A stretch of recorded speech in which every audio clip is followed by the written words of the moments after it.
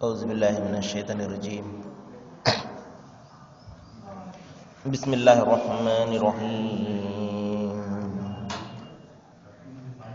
Qul law kana al-bahru midadan li kalimati rabbi lanafidal bahru qabla an tanfada kalimatu rabbi walau ji'na bimislihi madada. قل إنما أنا بشر مثلكم يوحى إلي أنما إلهكم إله واحد فمن كان يرجو لقاء ربه فليعمل عملا صالحا ولا يشرك بعبادة ربه أحدا. صدق الله العظيم. అనంత కరుణామయుడ పరకృపాశీలుడైన సృష్టి ప్రభు అల్లాహ్ శుభనామంతో ప్రారంభిస్తున్నాను. సోదర సోదరిమణులారా, అయ్యలారా, అమ్మలారా, అస్సలాము అలైకుం రహమతుల్లాహి వబరకాతుహు.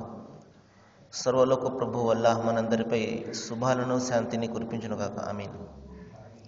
ఇంతవరకు మనము మానవులందరి కోసము ఆ సృష్టి ప్రభువు పంపినటువంటి చివరి దైవ గ్రంథం దివ్య ఖురాన్ నుండి 18వ అధ్యాయం 110 వాక్యం యొక్క అరబీ మూలంను విన్నాము. ఇందులో దైవం తెలియజేస్తున్నాడు,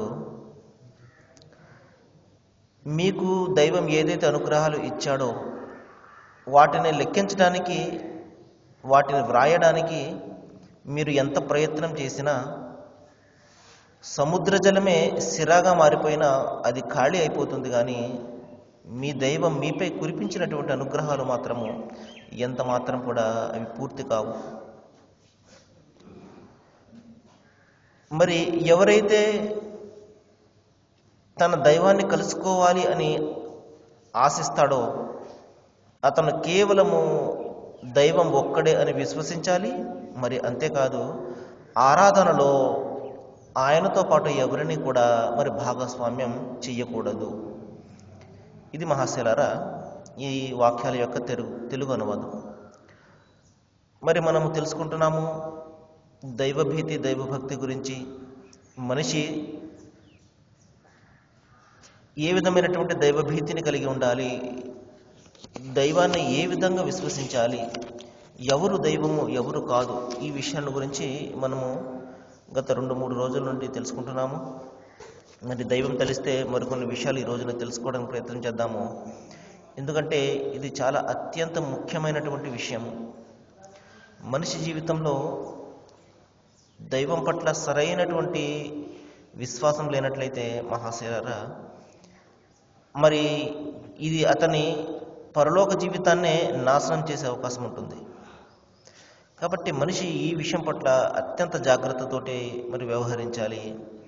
మరి శత్రువు ఈ విషయం పట్ల మనిషిని ఏమరపాటుకు గురి చేస్తాడు, గురి చేసి అతని విశ్వాసాన్ని కలుషితం చేస్తుంటాడు, కల్తీ చేస్తుంటాడు. కాబట్టి ఈ దైవం పట్ల అతని విశ్వాసము అచంచలంగా స్థిరంగా ఉండాలి. ఏ విధంగా ఉండాలి అంటే, చూడండి, ఒక బలమైనటువంటి పునాదిపై నిర్మించబడినటువంటి ఇల్లు ఎంత బలంగా ఉంటుందో అతనిలో ఈ విశ్వాసం కూడా అంతే బలంగా ఉండాలి. రండి తెలుసుకుందాము అసలు ఆ దైవాన్ని ఏ విధంగా విశ్వసించాలి అని. మరి ఆయన ఒక్కడు అని విశ్వసించడము, మరి ఆయన సాటి సమానము లేనివాడు అని విశ్వసించడము, సమస్తాన్ని కూడా ప్రసాదిస్తున్నది ఆయన అని తెలుసుకోవడము, ఇంకా ఆయన తప్ప మరొకరు నాకు లాభాన్ని కానీ నష్టాన్ని కానీ ఇస్తారు అని ఎంత మాత్రం కూడా మనిషి భావించకూడదు. నిన్న మనం తెలుసుకున్నాము, ప్రపంచమంతా ఏకమైపోయినా ఏదైతే ఆయన ఇవ్వాలనుకుంటాడో అది ఇచ్చే తీరుతాడు. మరి ప్రపంచమంతా కలిసి ఆపినా ఆయన ఏదైతే తీసుకోవాలనుకుంటాడో అది ఎంత మాత్రం కూడా ఆగదు. కాబట్టి మన భరోసా, మన భారము సమస్తం కూడా ఆ దైవం మీదనే వేయాలి.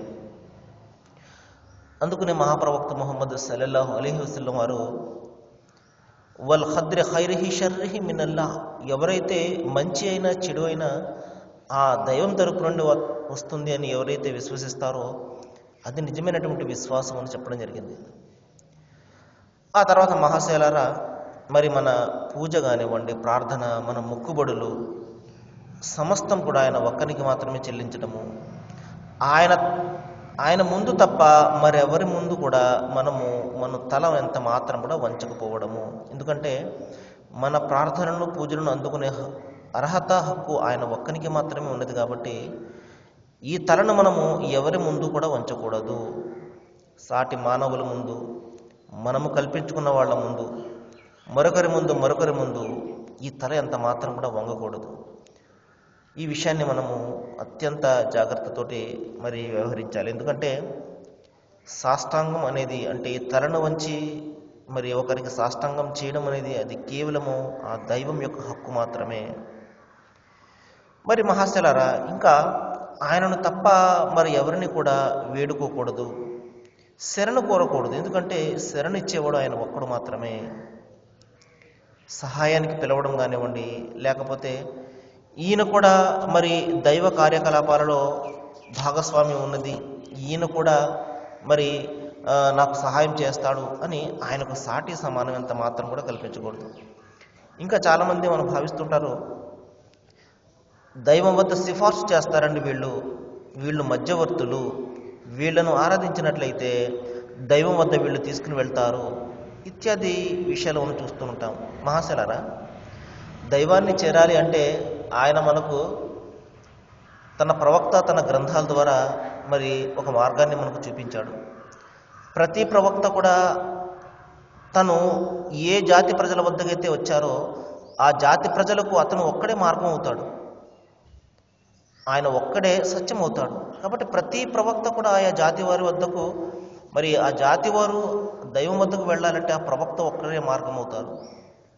ఉదాహరణకు క్రీస్తు యేసు కాలం ఉందనుకోండి, క్రీస్తు యేసు కాలం ప్రజలకు ఆయన ఒక్కరే మార్గం అవుతారు.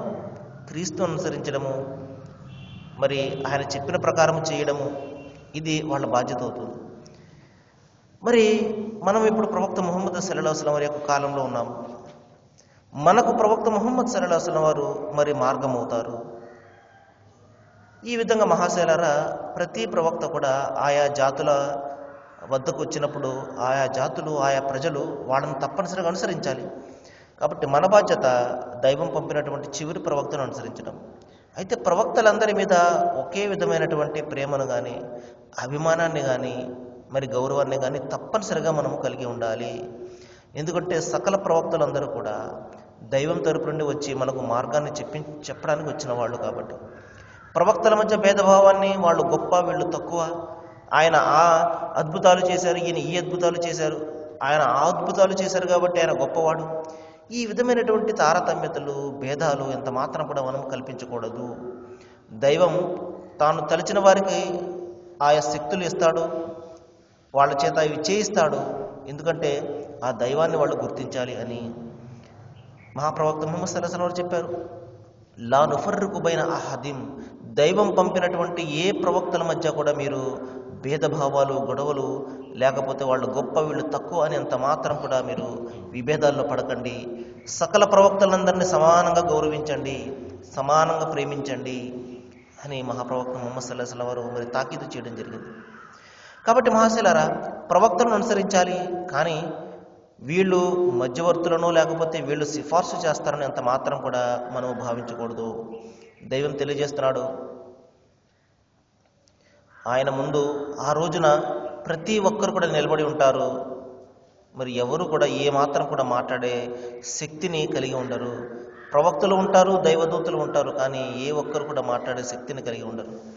కాబట్టి మహాశైలారా, ప్రతి మనిషి తాను చేసుకున్నటువంటి కర్మల ఆధారంగానే మరి అతనికి పరలోకం లభిస్తుంది తప్పించి పలానా వ్యక్తి సిఫార్సు వలన, లేకపోతే పలానా ప్రవక్తను నేను అనుసరించినట్లయితే ఆయన నాకు సిఫార్సు చేస్తాడు అని ఈ విధమైనటువంటి మరి ఆలోచనలు కానీ, విశ్వాసాలు కానీ అంత మాత్రం కూడా మనం కలిగి ఉండకూడదు. ఆ తర్వాత మహాశైలారా, మరి ఆయన ఒక్కటే సర్వసత్తాక ప్రభు అని ముందు మనం భావించాలి. ఎందుకంటే భూమి ఆయనది, ఆకాశం ఆయనది, సకల వస్తు సముదాయం అంతా కూడా ఆయనదే. ఇక్కడ మనము ఈ స్థలం నాది, ఆ స్థలం నాది అని ఇక్కడ మనము చెప్పుకుంటున్నాము, కానీ సమస్తం కూడా ఆయనదే. ఆయన భూమి మీద జీవితం గడుపుతున్నాము, ఆయన ఆకాశం కింద మనం జీవితం గడుపుతున్నాము, ఆయన ఇస్తున్నటువంటి గాలిని పీల్చుకుని బతుకుతున్నాము మనం మహాశిలారా. ఈ విషయాన్ని గమనించాలి. కాబట్టి ఇక్కడ ప్రభుత్వం కూడా ఆయనదే ఉండాలి, చట్టం కూడా ఆయనదే ఉండాలి. ఆయన ఏదైతే చెప్పాడో దానిని మాత్రమే మనం అనుసరించాలి. మరి ఇంకా మనము మన స్వయం ప్రతిపత్తి ఉంటుంది, దానిని తప్పనిసరిగా మనము వదిలివేసుకోవాలి. ఎందుకంటే మన మనస్సు ఏదైతే చెప్తుందో దాని ప్రకారం చేసినట్లయితే చాలా విషయాల్లో మనలను మార్గం తప్పిస్తుంది. కాబట్టి మన మనోకాంక్షలను పక్కన పెట్టి దైవం ఏదైతే చెప్పాడో దానిని మాత్రమే మనం అనుసరించాలి. కాబట్టి మన స్వయం ప్రతిపత్తిని మనం వదులుకొని సమస్తాన్ని కూడా ఆయనకు అప్పచెప్పాలి. ఇదే సంపూర్ణమైనటువంటి విశ్వాసం మహాశిలారా. నా ఇష్టం వచ్చి నేను గడుపుతానండి, కానీ ఆ టైంలో మాత్రము బాగా ప్రార్థన చేసుకోవడమో, లేకపోతే నమాజు చేసుకోవడమో, లేకపోతే దండం పెట్టుకోవడమో బాగా పెట్టుకుంటానండి, మరి మిగతా సందర్భంలో నేను ఆ ఇష్టం వచ్చినట్లు నేను ఉంటానని అంటే అది నిజమైనటువంటి దైవభీతో లేకపోతే విశ్వాసమో కాదు. మనిషి సంపూర్ణంగా తనను తాను మరి ఆ దైవానికి అప్పచెప్పుకోవాలి. అప్పచెప్పుకోవడం అంటే ఇక నేనంటూ ఏది కూడా లేదు, ఆయన ఏదైతే చెప్తాడో, ఏదైతే ఆయన చెయ్యమంటున్నాడో అది మాత్రమే చేయాలి అన్న ఆలోచన కలిగి ఉండాలి మహాశిలారా. ఆ తర్వాత నేను పలానా వస్తువుపై అధికారాన్ని కలిగి ఉంటాను, ఈ భూమి నాది, లేకపోతే ఈ దేశం నాది, ఈ విధమైనటువంటి ఆలోచన కూడా మనిషికి ఉండకూడదు. నేను ఇక్కడ ఏమి కూడా కాదు, ఆయన నన్ను ఇక్కడ కొన్ని వస్తువులను ఉపయోగించుకోవడానికి నాకు ఆధిపత్యం ఇచ్చాడు. ఇవన్నీ కూడా ఆయన ఇచ్చినటువంటి అమానతులు, అప్పగింతలు మాత్రమే అని భావించాలి. మనం చూస్తుంటాం, ఈ డబ్బు నాది, లేకపోతే ఈ ఆస్తి నాది అని మనం భావిస్తుంటాం.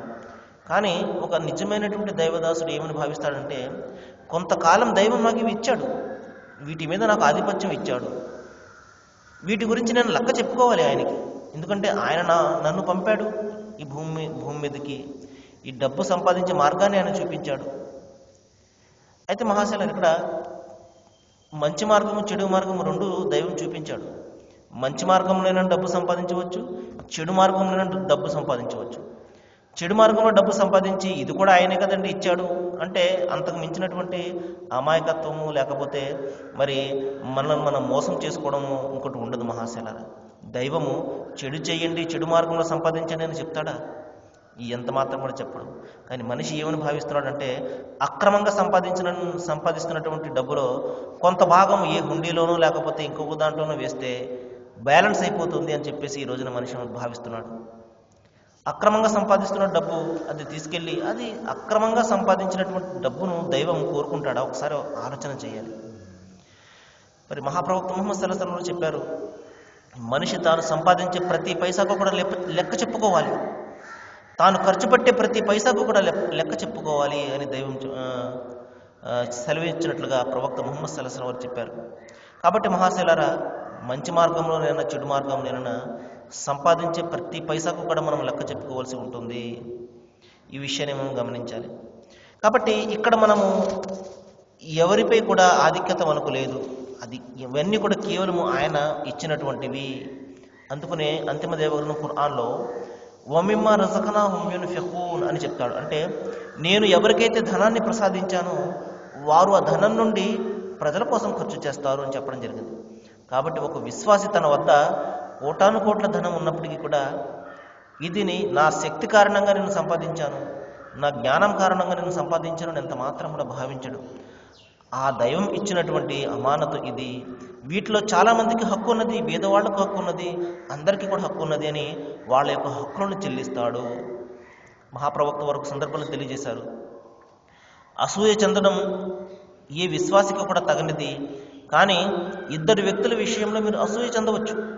ఆ ఇద్దరు వ్యక్తులు ఎవరు అంటే, దైవం ఒకరికి మరి జ్ఞానాన్ని ప్రసాదిస్తాడు, ఆ జ్ఞానం ఆధారంగా అతను దైవ గ్రంథాన్ని చదివి దాని ప్రకారము అనుసరిస్తాడు, ప్రజలకు కూడా చెప్తాడు.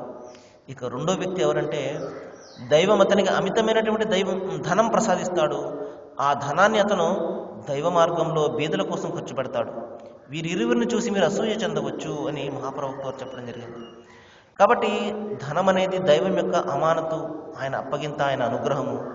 వాటిని మనము ఆ పరలోకాన్ని నిర్మించుకోవడం కోసము మనము కృషి చేయాలి. ఈ విషయాన్ని మనం గమనించాలి. సరే మహాశిలారా, మరికొన్ని విషయాలు మనము రేపు మాట్లాడుకోవడానికి ప్రయత్నం చేద్దాము. ఏ విషయాలైతే మనం ఇక్కడ మాట్లాడుకుంటున్నామో, వింటున్నామో, వీటిపై ఆలోచన చేసి మన జీవితంలో ఆచరణ చేసే సద్భాగ్యాన్ని అల్లాహ్ మనందరికీ ప్రసాదించుగాక. వాఖిరు దావానా అనిల్ హమ్దులిల్లాహి రబ్బిల్ ఆలమీన్. అస్సలాము అలైకుం.